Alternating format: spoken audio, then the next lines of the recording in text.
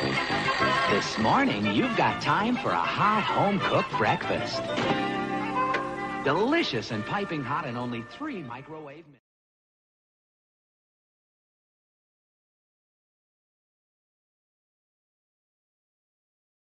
Well, I hope that you all go on and critically change things within the profession.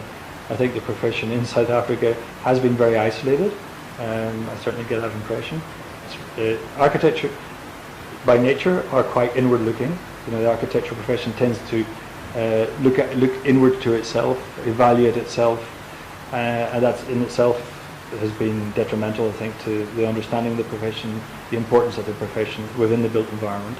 It's leading to some extent to the sidelining of the profession within different, under neoliberal regimes, where, for instance, you know, big public-private partnerships are put together to produce large quantities of state-funded buildings, and architecture is just an add-on to that type of process. And I think those types of things haven't really come in and hit South Africa yet, but it could well do.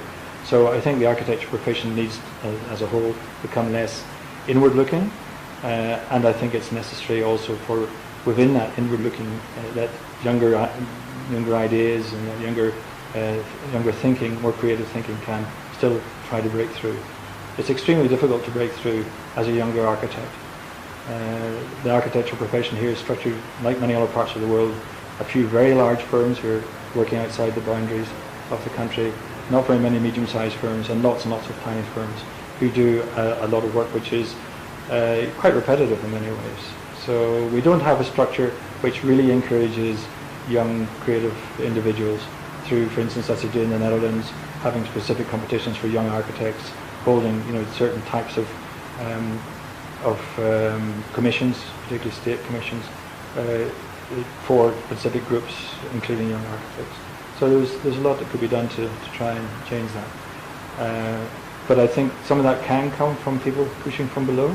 So architects coming out who have creative ideas, who, being charged with energy in their final year, hopefully, will begin to find some way of getting purchase of that, and not just being dampened down and pushed into a rather boring, repetitive job. It's a major challenge. Not many South African graduates tend to move elsewhere. I'm sure people do travel personally and have access to other forms of knowledge. And I think that's a pity, because, as I say, I do think the profession is quite inward-looking. More so here, because of perhaps history of the way that the country's been secluded to some extent internationally. And I would like to see that also coming through in terms of the journals that are produced. So the journals are quite self-congratulatory. There should be more critical thinking in these journals.